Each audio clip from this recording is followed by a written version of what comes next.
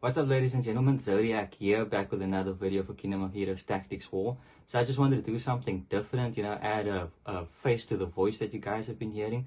I do all my gameplay with my phone, so I can't do the whole webcam thing or stream or anything like that. But I just thought this might add more value to the content that I've been loading, so that you guys can see my face, know the voice behind it and all that jazz. If you like this kind of thing, just please let me know down in the comments below. If it's too cringy or things like that, you can let me know as well. I won't do it again. But yeah, let's just get into this video. So this will be more of like a shortish kind of video. I just wanted to go over the combination of fusion heroes. I know that it's an extreme kind of investment for people to really like decide which fusion hero they want to go into. This is the fusion screen. Let me just show you how to get in there. I just assumed that everybody would know how. So you could just look for any hero with the star in it, and you can just go to combine and it'll take you to that screen. So you have 4 heroes that you can fuse. I don't know in the future if they'll add more like combination heroes, but I just wanted to go through and make like a guide in order for you to know which one is the best one to go for. So at the moment I have Astra and I have Mary, right? Which one I made first is not the order in which I would recommend you make them. So I made Astra first and then I made Mary. So if I had to choose the order in which you could go, you would choose Mary first. Obviously this all depends if you have the fodder units to make them. But you would choose Mary first, then you choose Ildegard, and then Charlotte, and then Astra. Right, so I'm just going to go in the order from which they listed, like in this fusion screen. I'll discuss who, why, and when to do them. Astra is a healer. She's got the healer symbol, but in all honesty she's more of a DPS. She heals on her first skill. Let me just keep it in. She heals on her first skill when she inflicts damage, and then she's got a attack buff for all allies, right? And obviously if your HP is below 40%, you will get increased speed as well, which very seldomly happens for me, because if I'm below 40%, more often than not she dies. And then you got your recovery skill, right? If you hit one character, like if you just hit once with a skill, no crits or nothing, you'll get 1 recovery buff. If you hit a character with a crit, you'll get 2 recovery buffs, and if you kill that character with a crit and the enemy dies, you'll get 3 recovery buffs, and that's for your whole party. Now the one thing I do love about this character is that it's a team-wide buff, right? It's not got to do with the location of your team, so they could be spread out across the map. They'll all receive this buff. It's something that I do like and I wish more heroes had, but I guess it would be like super OP if that was the case. And then you have awakening skill, where Astaroth gains crit damage by 10%, and then if she kills an ally, then this skill over here has a cooldown of 1 turn, right? So I would leave her for last. I mean, she is kind of like a pseudo healer. She's not like a main heal where if someone is like laying at like 20% HP, you're gonna like just save them from the matter, like from nowhere. You're gonna like buff them up to like 70% HP. That and the fact that you get the anti-heal debuffs as well, which can make it very difficult to use her, because that next character needs to take a turn in order for that recovery heal to go off, right? Then we go to Mary. Now Mary, this is all my personal opinion. I know lots of people out there has a different view on it, but Mary is someone that I will invest in first. Like I said, I did Astra first because I had all the fodder units for her first, right? So I did her first, and I liked the design and the aesthetic. I thought she was going to be amazing, but she's kind of lackluster. I don't regret it, but I also wish that, I could have taken that resources and done someone more usable first. Mary, the reason why I recommend her first is because she is used in almost all Fafnir 11, which is your rune dungeons. All rune dungeons is used in the speed team.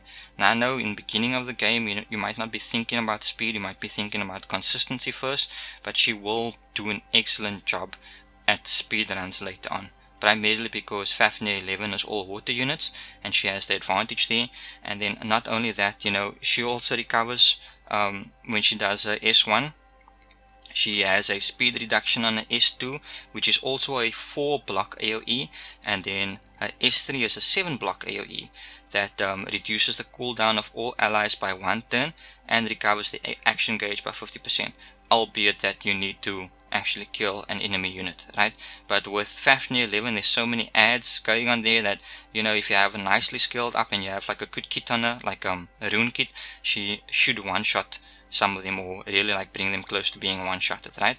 And then you have this one, the Awaken skill, which will have a 60% chance to successfully remove a buff on any of her skills, right? No matter which skill you hit, AoE or single target, she's gonna have a chance to remove a buff. So as far as where you can use her, definitely Fafnir 11, as I mentioned before. She's good as a PvE attack, like using her as an offensive unit when you're doing, sorry, not PvE, PvP. And then also some tower dungeons as well. Then we move on to Hildegard.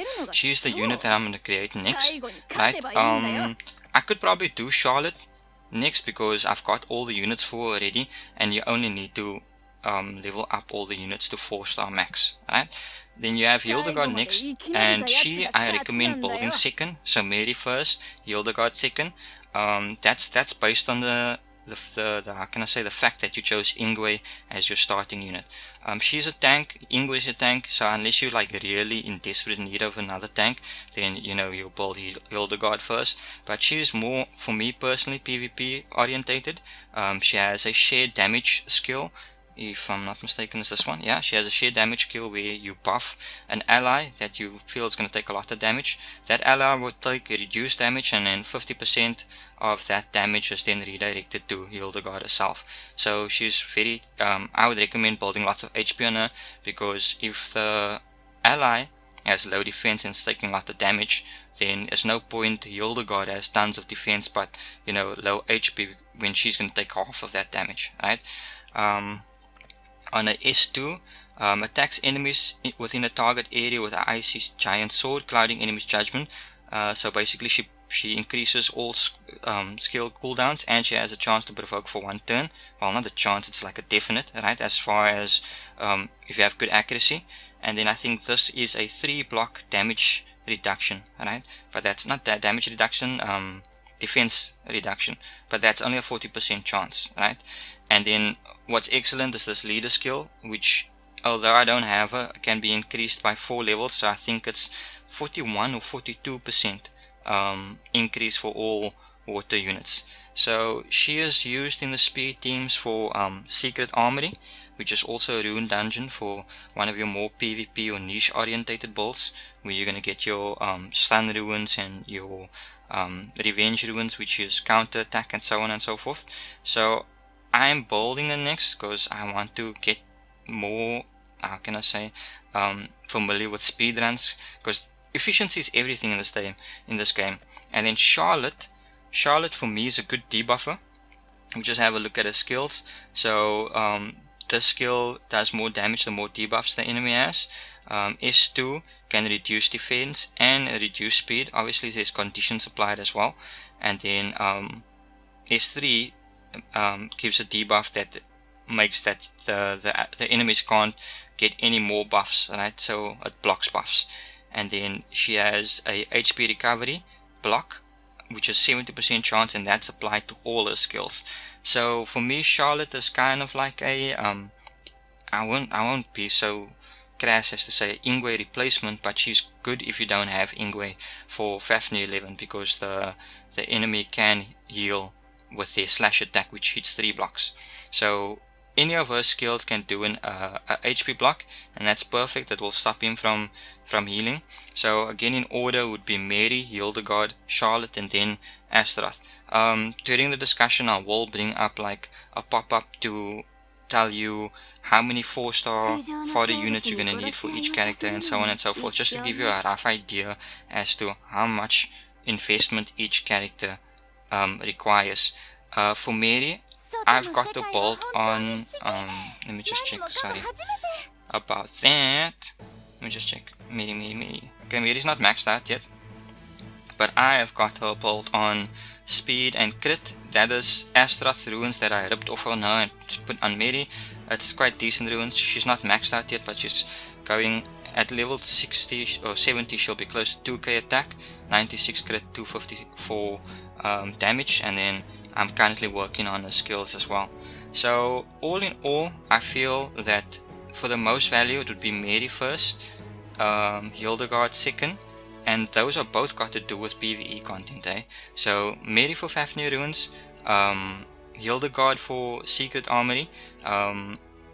Sorry, who was the last one? Third one, Charlotte. Charlotte will be good for Tower of Arrogance, especially Tower of Arrogance hard mode.